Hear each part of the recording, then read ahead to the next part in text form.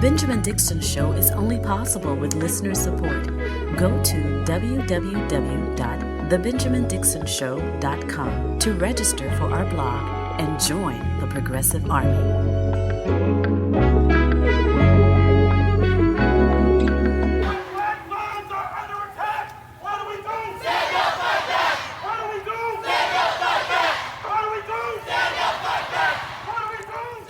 That is the sound of organizers and protesters marching through the streets of Jacksonville, Florida yesterday in the aftermath of the racist terrorist mass shooting that took place at Dollar General over the weekend. 21-year-old Ryan Palmetter left his home 40 minutes away in Clay County, Florida, and drove to the blackest district that he could possibly find in an attempt to kill what Sheriff T.K. Waters identified from his manifesto as the N-words. Portions of these manifestos detail the shooter's disgusting ideology of hate.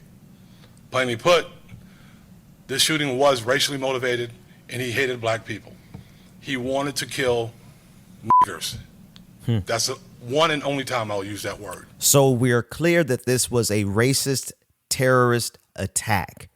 And yet we are getting a firsthand look at what the American news cycle actually does to an event as significant as this. While the city of Jacksonville is reeling in the aftermath, they are still protesting and rallying and having prayer vigils. And I have clips from all of the events over the weekend so far. The national news media is moving on because, unfortunately, in the United States of America, mass shootings occur so often that while we are covering and experiencing one mass shooting, another one took place yesterday, August 28th, at the University of North Carolina, Chapel Hill. A doctoral student went on a shooting spree, killing one professor. And so the attention of the nation and, quite frankly, the world is on yet another mass shooting that took place in this country because of hatred and bigotry that is at the core of this system. We'll talk more about what happened at the University of North Carolina, Chapel Hill yesterday. But first, I want to play some sound from the rallies that took place in Jacksonville yesterday at the James Weldon Johnson Park, where hundreds of protesters showed up to oppose white supremacy. What are we doing tomorrow to make sure that those 3 innocent lives aren't lost in vain? What are we going to do to make sure that white nationalism has no place in the state of Florida and in our country? We have the chance here in the state of Florida to say enough is enough. We are going to stop the hate. We are going to stop the rhetoric. We're going to stop the white supremacy. Again, this is not normal. And we deserve the right to live freely, healthily, prosperous and safe. We deserve that. We deserve that. That was the voice of State Representative Angie Nixon, and the first voice that you heard was that of Nikki Fried, the chairwoman of the Florida Democratic Party. Just two of the many voices that showed up at the rally yesterday. And the message was clear from everyone who spoke that Ron DeSantis's token handout of $1 million for the security of Edward Waters College. That was his response. His reaction to this was to write a check to Edward Waters University for over $1 million for the hardening of that university to secure it. And while some local officials, as you could imagine, were excited about the money that Ron DeSantis was giving away, the people of Jacksonville, Florida, made it clear that they were not going to be bought off by a governor who is waging a war on woke. Here is a statement from State Representative Angie Nixon, who spoke directly to this $1 million award, or whatever Ron DeSantis is calling it. This is what she said in a statement, quote, "Let me be perfectly clear. No amount of money can erase the pain caused by years of marginalization and oppression. Our historically black institutions have faced an uphill battle for decades, and I invite DeSantis to go back through unfilled budget requests and line item vetoes to begin to provide the funding they've needed for years." In other words, this performative $1.1 million that he's giving Edward Waters pales in comparison to the money that was due to these HBCUs in the first place. Now, I also had an opportunity to speak with local pastors who are calling on Ron DeSantis to end his war on woke. This is Dr. Jonathan Blackburn, who is the president of the Baptist Ministers Conference Brotherhood of Duval and adjacent counties, speaking to the fact that the violence that we saw over the weekend is not only the result of Ron DeSantis' war on woke, but it is also a reaction to the policies and the culture of Donald Trump and the reaction to electing a black president in the United States. Listen in. From the election of Donald Trump, who does not have a great deal of political experience, but social influence, and kind of the backlash of 2008, where we first elected an African-American president, and kind of just the cultural backlash from that that we hear that kind of manifested in somebody like Donald Trump, and ultimately here in Florida, Ron DeSantis, who has been very vocal on things like being anti-woke. We see things like change with the education policy. So I think there's been just a general tension as well. And I think Saturday's events was only a matter of when, not if. And that is the reason the conference and Brotherhood is calling for Governor Ron DeSantis to publicly end his war on woke. In a press release, they stated, quote, "As for Ron DeSantis, we are deeply concerned about his divisive war on woke rhetoric, which we believe contributed to a climate of hostility and animosity within our community. We firmly assert that this violence was always the logical conclusion of such a polarizing approach. Therefore, the Baptist Ministers Conference Brotherhood of Duval and adjacent counties calls on Governor Ron DeSantis to publicly declare an end to his war on woke. And until such time, we view his condolences as woefully insufficient," end quote. And again, that's why Ron DeSantis was booed so mercilessly. I want to play even better audio because some people are responding to the fact that Ron DeSantis is getting booed. They're saying that, oh, it wasn't the majority of the crowd. Yes, it was. I was there. Here's a better sound bite of Ron DeSantis getting the what one organizer called the hero's welcome he deserved in Jacksonville. Florida Governor Ron DeSantis is here. We're going to ask the governor if he will come now and turn remarks.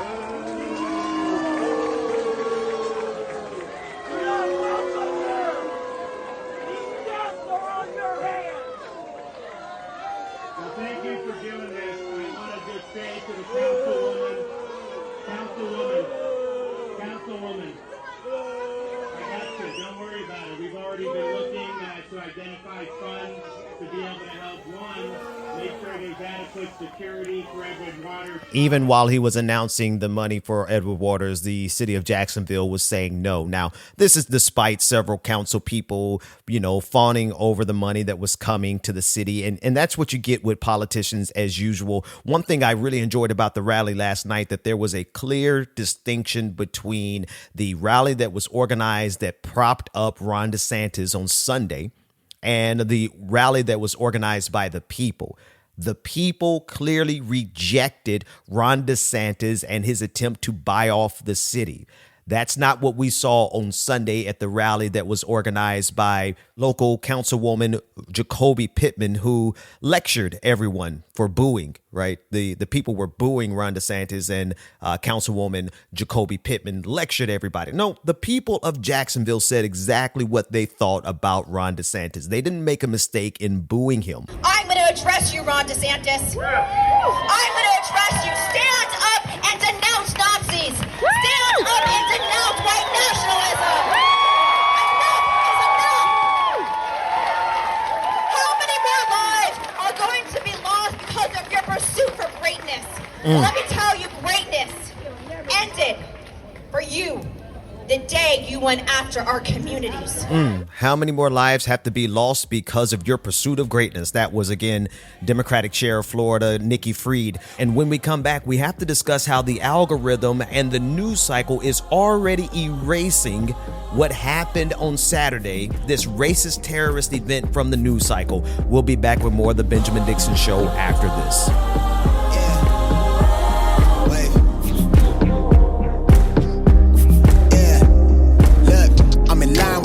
I'm in sync with the earth. 10 toes deep, flower child.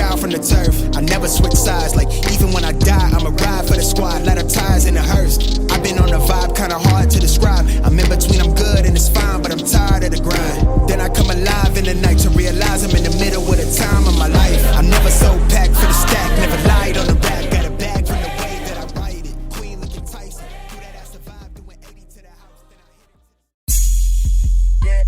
Welcome back to The Benjamin Dixon Show. Visit us online at thebenjamindixonshow.com. Welcome back. Welcome back.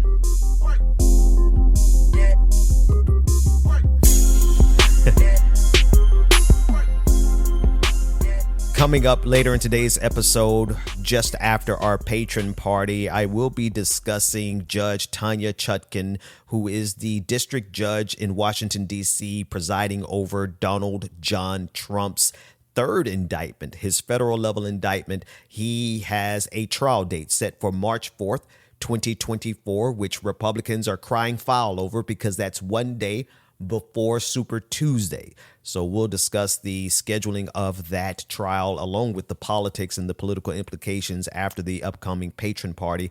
But first, I want to bring attention to the reality of the news cycle and the algorithm already doing its job to erase from our memories what happened on this past Saturday in Jacksonville, Florida, a racist terrorist attack in which a 21-year-old by the name of Ryan Palmeter intentionally left his comfortable, cozy home in Clay County, Florida, drove to the blackest district that he probably could Google.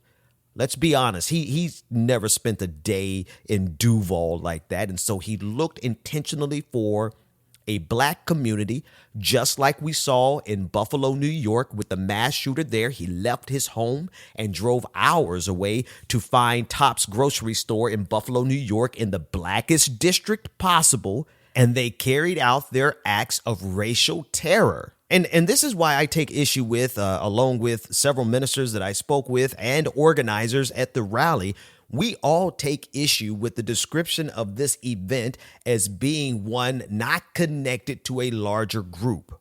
I want to be very clear that there is absolutely no evidence that the shooter is part of any large group. Now, the Ministers' Conference of Duval and adjacent counties, they've called for the release of the manifesto, and Sheriff Waters has said that they will release that manifesto, but they also need to analyze that manifesto.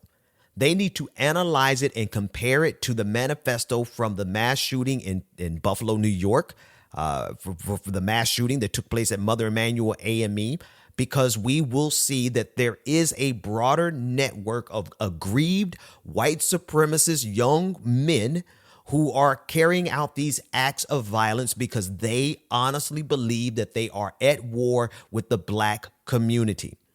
And when we see the news cycle so quickly move away from this story without us having that conversation on the national level, we have to have a sustained conversation about what is radicalizing these young white men into carrying out these acts of racial violence against the black community. If we're not having that conversation, then we're quietly sitting and waiting for the next racial mass shooting. And so in that way, the news cycle, the algorithm, and the media, they are complicit with the ongoing terror that is gun violence in this country. And to be quite fair to the media, we all are as individuals just as complicit because we get fatigued talking about these stories. Already, I guarantee you across the Jacksonville, people are wondering in their mind, how long are we going to talk about this shooting that happened? Well, I believe we need to talk about it as long as it takes to make sure that the next shooting doesn't happen. But if we're not analyzing the underlying ideology that connects not only mass shooters who target black people like Dylan Roof, like Ryan Palmeter, like the Tops Buffalo shooting, but also the mass shooting that takes place at schools, because these mass shooters at schools carry some of the same exact underlying beliefs and philosophies as the racial mass shooters. They are interconnected. But if we don't have the capacity or the bandwidth to handle that conversation, then we're going to just follow the news cycle. We're going to talk about Donald Trump. We're going to talk about politics as usual. And then before we know it, there's going to be another mass shooting. Whether or not it is a racist-based act of terrorism or whether or not it is a school shooting, we are going to find the common thread of young white men, mass shooters who have been radicalized online. Channels, so many private websites where this kind of rhetoric is not only rehearsed, but it's nourished. And unfortunately, just like the Buffalo incident, I believe the Buffalo incident guy was 19 or in the same age as, I think this young man was 21. And so unfortunately, they're probably hearing the rhetoric of somebody who was older and espouses somebody like, can't think of the Alex guy, Alex Jones, or, other pundits who are speaking in such a way that it makes a 21-year-old really feel that somebody 40 minutes from where they live was the worst enemy to them, so much so that he'd be willing to take their lives. And so it's clear that this kind of rhetoric is going on. I've searched sites. Sometimes I change the algorithm on my social media just to see what certain people, are talking about. And there's definitely a nourishing that Black people are the problem. And Saturday, you saw that unfortunately carried out. Again, that was the voice of Dr. Jonathan Blackburn. He is the president of the Baptist Ministers Conference Brotherhood of Duval and adjacent counties. They have called on Sheriff T.K. Waters to do an analysis to include the Tops Buffalo mass shooting, as well as the Mother Emanuel AME mass shooting. And I would also extend that out to all of these mass shootings, period. Listen, we know who's committing these acts of terror. Right. We're calling for an investigation because we want that to be revealed and exposed to the rest of the nation. But we know who's committing these acts of terror. They are young, white, right-wing leaning men who have been radicalized by right-wing media to the point where they are going out and carrying out their version of a civil war. These are the opening salvos. In their minds, they believe that they are martyrs who are starting and launching the first shots in the next civil war. Now, when you have that type of ideology connecting these young men from behind their computer screens, this is why we reject the idea that they are anything like a lone wolf. They are not by themselves. They may not be a card-carrying member of the Proud Boys. They may not be a card-carrying member of the Oath Keepers or the Three Percenters, but they are radicalized by the same ideology that has Nazis marching in the streets. But we don't have enough time for that conversation because, well, we know we got to talk about Donald Trump. Because, we've got to talk about the presidential campaign. We've got to talk about everything else that's happening in the world. And the news cycle, the news media, and the algorithm have already started to move on. And this is why we cannot allow it to move on. Not only in honor of the victims who were killed, but in order to prevent the next mass shooting. Because we know the ideology of these shooters. Their ideologies and their beliefs are the same. I would guarantee you anything that if they do an effective analysis of the manifestos of these right-wing terrorists, they are using the same language, the same talking points. I believe you will find even the same exact syntax because they probably copied and pasted what they believe from another website. But if we do not have that conversation and we allow the news cycle to move on, then we are going to wake up and find ourselves under attack by yet again another young white mass shooter. All right, we're going to take this patron break. And when we come back, we do have to discuss what's happening on the national level with the presidential election. Vivek Ramaswamy has found yet another way to promote himself into the limelight by attacking Black people, making it clear that the fastest path to notoriety in the United States of America is to be anti-Black. We'll be back with more of the Benjamin Dixon Show right after this. Go to www.patreon.com/The BPD Show and get twice the content and unfiltered interviews without any of the commercial interruptions. Here we go. Very special welcome to our newest patron, Douglas Brandow. Thank you so much for becoming a patron. This entire patron party is for you. Go on and turn it up.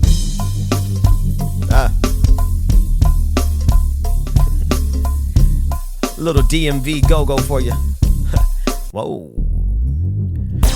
You too can become a part of this prestigious and most prodigious patron family by going to patreon.com/The BPD Show, where you get twice the content, none of the commercial interruptions, and you get access to our upcoming patron party, which is being revamped, renewed, and revitalized. Patreon.com/The BPD Show, and we will be back right after this commercial break, unless you are a patron, in which case you get no commercials. Welcome back to The Benjamin Dixon Show. Visit us online at thebenjamindixonshow.com.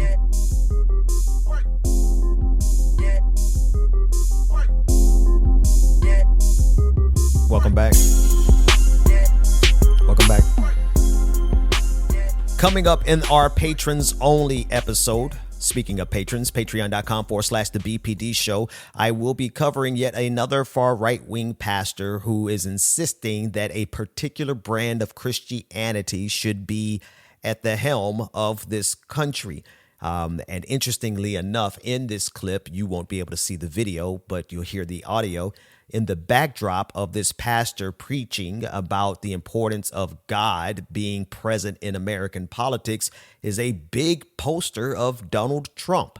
And so we are very clear about what type of Christianity these particular white evangelicals are promoting. We'll discuss that clip from our friends over at Right Wing Watch in our patrons only episode, patreon.com/The BPD Show. And speaking of patron, I want to give a shout out to the patron that I saw at the rally last night. I didn't even know we had many Jacksonville patrons. Most of my patrons are from around the country, and not to brag, we got some patrons all over the world, but it was super exciting. I was super excited to run into one of our supporters who makes this show possible at the rally. They came out with their posters and they were chanting, and they pulled me to the side and said they had been a long-time supporter and long-time listener and they're a patron. So I got a photo and I got a video, and I'm going to post that to the patrons, patreon.com/The BPD Show. We do have to talk about what's going on with Donald Trump, because I cannot sever the rhetoric that came from Donald Trump over the last 8 years of him being in our national limelight and the violence that we saw in Jacksonville, because, well, at the top of the white grievance mentality is Donald Trump. And honestly, I can't think of a greater example of the white grievance mentality than January 6th. And I put that emphasis on the white grievance mentality because that is the ideology at the core of what drove Ryan Palmetto, 21-year-old Ryan Palmetto, to drive all the way from his comfortable home in Clay County, Florida, to the blackest county in Duval, and to kill black people. It's because of the white grievance complex, the idea that white people suffer in the United States of America above anyone else. I mean, that's the irony of it. What Donald Trump brought to the mainstream of America, what led to January 6th, is this idea that white men are aggrieved, that white men have it hard in this country. I want to play again for you a clip of Candace Owens. She is the black woman who loves to do the bidding of white supremacy, and she lays out this case. Now, I'm going to get back to Donald Trump's indictment that's coming up, but I need you to understand at the core of who and what Donald Trump is, why January 6th happened in the first place, why he is going on trial. It's because white America, white conservative America, has convinced themselves that they are the most oppressed people on the face of the planet. And I will stand by this as much as I possibly can, and I will be the loudest voice. The actually worst thing to be in this society, if one thing I would not want to be, is a straight white male. For some reason, that's considered problematic, right? You have to be something. It's like people lie. They're lying on college applications. They're like, okay, I'm white, but I'm also trans. And you're like, what? Why are you pretending? Because, I don't want people to think I'm too normal, right? And people, they're just trying to find something that makes them not white. Right. And it's really staggering to think that once upon a time, that is exactly what the experience was for a Black American, that being a Black American was so problematic that you weren't going to be allowed into the room. Now you have the exact same thing happening reverse, and you have liberals trying to convince you that that's equality. It's not. That's the mindset of Donald Trump. That is the mindset of mainstream conservative media, mainstream conservative political thought. They really believe, and they have convinced themselves, that the hardest thing to be in America is a white man. That's the only way you can get those morons to show up on January 6th to try to overthrow a government that has done nothing but served white men since the beginning of this country. It is the white grievance complex. That's at the core of what drove January 6th. And as a result, Donald Trump has been indicted 4 times total, 3 times, or rather 2 times on the federal level and 2 times on the state level. And the date has been set. March 4th, 2024 will begin the trial underneath the leadership of a Black woman, Judge Tanya. I'm so used to calling Black people doctor. I've been around the preachers a whole lot. Everybody's doc and doctor. Judge Tanya Chutkan.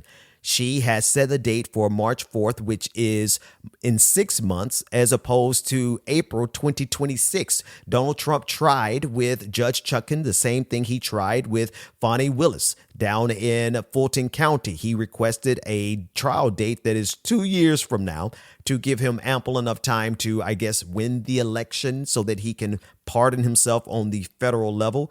Meanwhile, he is not going to be able to get away from the charges with a pardon on the state level, especially in Georgia, because not even the Republican governor of the state of Georgia can pardon Donald Trump.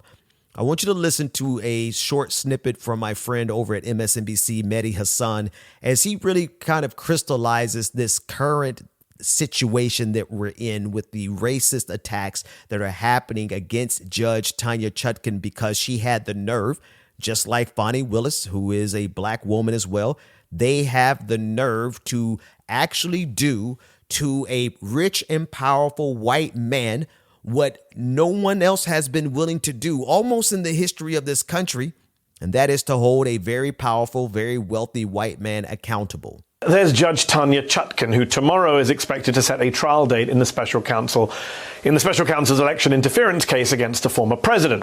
Chutkan has recently been the subject of racist attacks and death threats.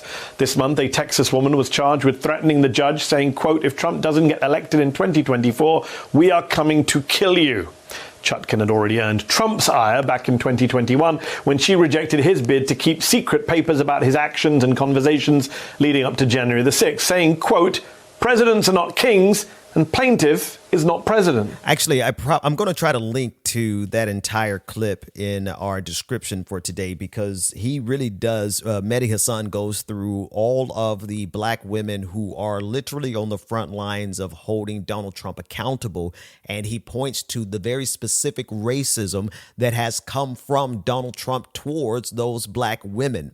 And so now that the trial date has been set for March 4th, 2024, in the federal indictment of Donald Trump, Republicans are crying foul, saying that, well, that's the day before Super Tuesday. And so that is evidence that the Democratic Party is behind this. That's evidence that this entire investigation is a sham. That's why they should just, dismiss all of the charges, because the trial date is evidence that the Democratic Party is behind this. Well, too bad, so sad. You shouldn't have committed the crimes.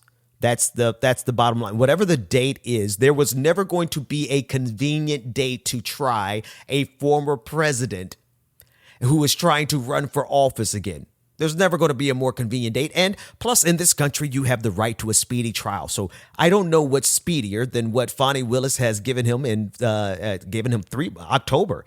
The trial in Georgia is starting in October. And the trial in Washington, D.C. is starting in March. So he is getting the luxury and the privilege of the American guarantee that you have the right to a speedy trial, which is not a right that most people who are in the Fulton County Jail right now can benefit from, or the black people who are rotting away in Rikers. The people who can't afford bail, they are the ones who are never really afforded a speedy trial, which brings me to one of the co-defendants in the Atlanta Fulton County RICO charges. Black Voices for Trump President Harrison Floyd was the one defendant who was unable to make bail. Here he is in front of a judge explaining why he was unable to make bail, and the rest of the defendants were. Attorneys for flying out here, their cost is typically between $40,000 to $100,000 just to retain a lawyer for these charges. And then they charge hourly. I cannot afford, I'm not going to put my family in that kind of debt, especially with my daughter. I cannot afford an attorney for something like this. He can't afford, and that's, most Americans can't. So I'm not pointing at this guy and making fun of him because he put his entire life on the line for Donald Trump and can't afford an attorney now that he's been arrested for Donald Trump. And Donald Trump's PAC is not helping him out. I'm not going to mock this black man because he's suffering the fate that most black people face when they have to face cash bail. But it's not lost on me that the only person who remains in lockup out of the 19 co-defendants in the Fulton County RICO charges for Donald John Trump, the only person who shows up in a blue jumpsuit and remains in custody is a black man who cannot afford an attorney and who cannot afford the cash bail. All right, patrons, stay tuned. Everyone else, patreon.com/the BPD show to get the next half. Otherwise, I'll see you the rest of this week.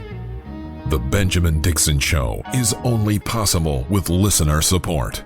Go to www.patreon.com/the BPD show and support the Benjamin Dixon Show.